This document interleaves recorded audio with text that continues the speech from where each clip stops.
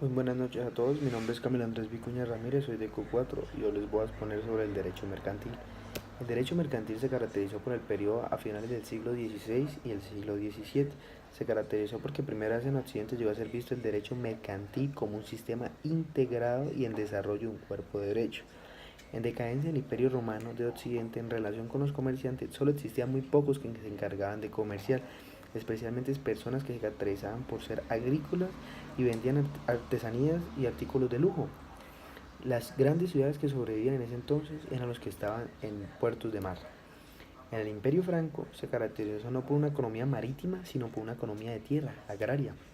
La economía del occidente entre los siglos 6 y 10 no se basó en las ciudades sino en aldeas. Solo Venecia y Londres tenían más de 10.000 ciudadanos. Luego en los siglos 11 y 12 hubo una gran expansión de producción agrícola y un aumento de tamaño y número de las ciudades. Surge una nueva clase de comerciantes profesionales que efectuaban transacciones comerciales a gran escala, como en el campo y en las ciudades. En la formación de los sistemas jurídicos seculares encontramos que el intensificado comercio en los campos fue resultante de una revolución agrícola y no una revolución urbana. El derecho comercial occidente entre los siglos XI y XII debe verse en el marco del comercio en los campos y no solo en el comercio de las ciudades. El derecho mercantil gobernaba no solo la venta en sentido estricto, sino también otros aspectos como la transformación comerciales, incluso transporte, el seguro y el financiamiento. La gran diferencia entre los mercaderes judíos, sirios y griegos eran que ellos viajaban por mar y tierra, en cambio los otros iban puerta por puerta. En la transformación de la agricultura entre los siglos XI y XII podemos encontrar que debido a la gran expansión de la clase mercante había excedentes agrícolas que vender. El desarrollo del derecho feudal y señorial prohibió que señores feudales o miembros del señorío se dedicaran al comercio de tiempo parcial. Muchos ex campesinos se volvieron vendedores itinerantes y otros se fueron a ciudades donde se volvieron comerciantes o artesanos.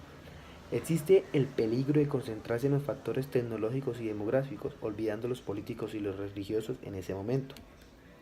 La nueva jurisprudencia de fines del siglo XI y XII ofreció un marco institucional y sistemático de las relaciones comerciales de acuerdo con el nuevo concepto de orden y justicia.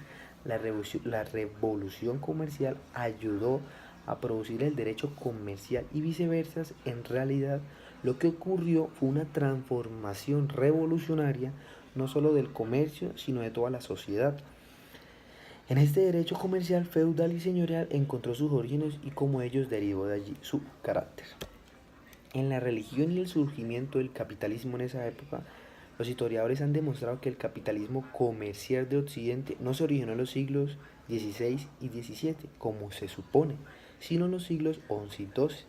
Henry Perrin afirma que la actitud de la Iglesia hacia el comercio no solo fue pasiva, sino activamente hostil. La Iglesia puso excepciones para llenarse de dinero en esa época. La relación de la doctrina cristiana con el desarrollo del capitalismo comercial, que estaba basada en una deformación no solo del pensamiento católico romano entre periodos transcurridos entre finales.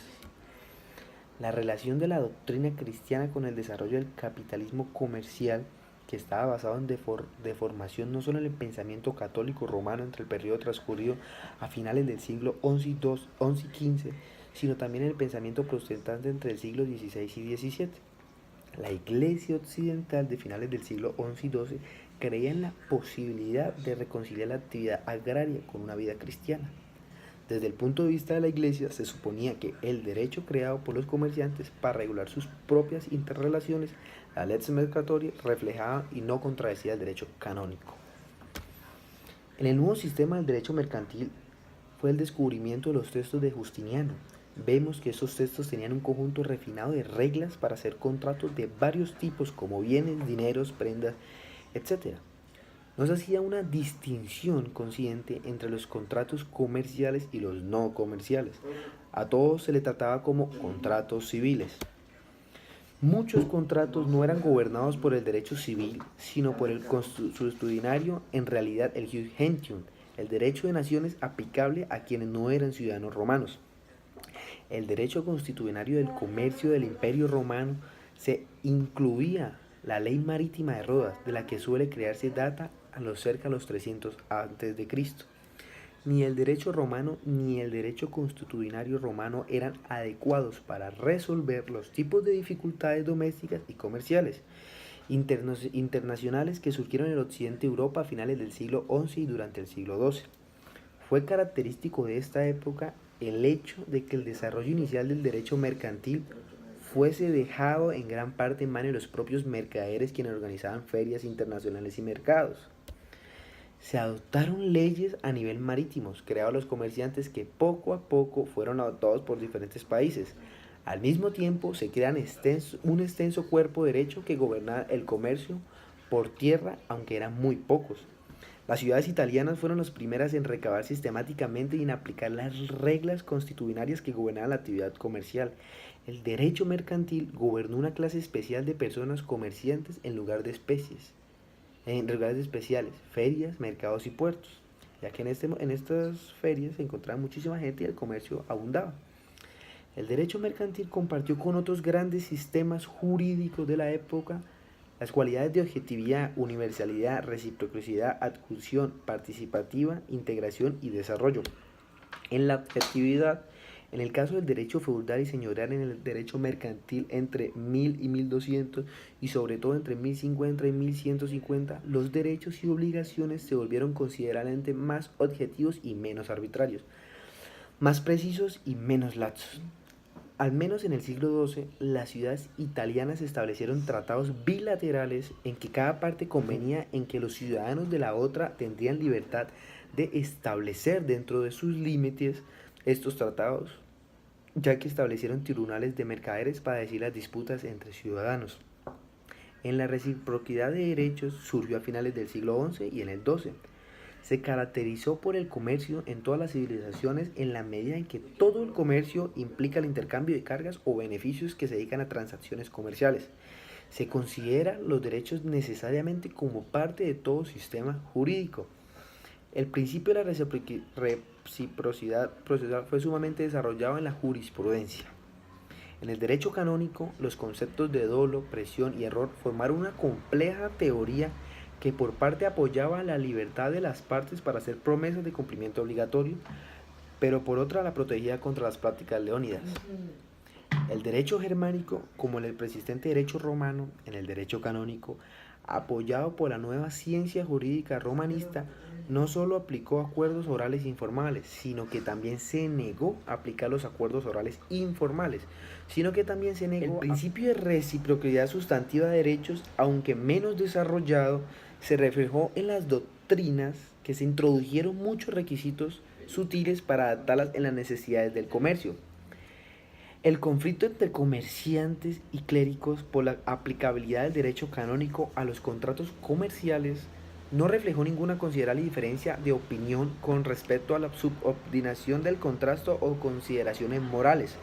La comunidad mercantil, su propio derecho a la ley mercatoria, así como la iglesia tenía su propio derecho al ius canonium. Desde luego los comerciantes eran miembros de la iglesia por lo que eran sometidos al derecho mercantil. Los mercaderes constituían una comunidad autogobernada, dividida en hermandades religiosas, gremios y asociaciones. En la adjudicación participatoria, los tribunales mercantiles, los tribunales del mercado y ferias, como los señoriales, eran tribunales comunitarios no profesionales. Los jueces eran elegidos por los comerciantes de mercado o feria entre sus propios miembros. En ocasiones, un jurista profesional acompañaba a estos asesores mercantiles para que también ayudaran a notarios profesionales haciendo cargo de formalidades legales. ¿Sí? Entre los comerciantes extranjeros eran elegidos por el derecho mercantil, se exigía al alcalde tener un conocimiento del derecho mercantil y juzgar de acuerdo con él. Otro tipo de tribunal mercantil fue el tribunal marítimo, local en las ciudades portuarias, con jurisdicción sobre causas comerciales y marítimas relacionadas con el transporte de bienes por mar. La integración del derecho mercantil, el derecho mercantil occidental, adquirió a finales del siglo XI y durante el siglo XII y comienzos del siglo XIII el carácter de un sistema integrado de principios, conceptos, reglas y procedimientos.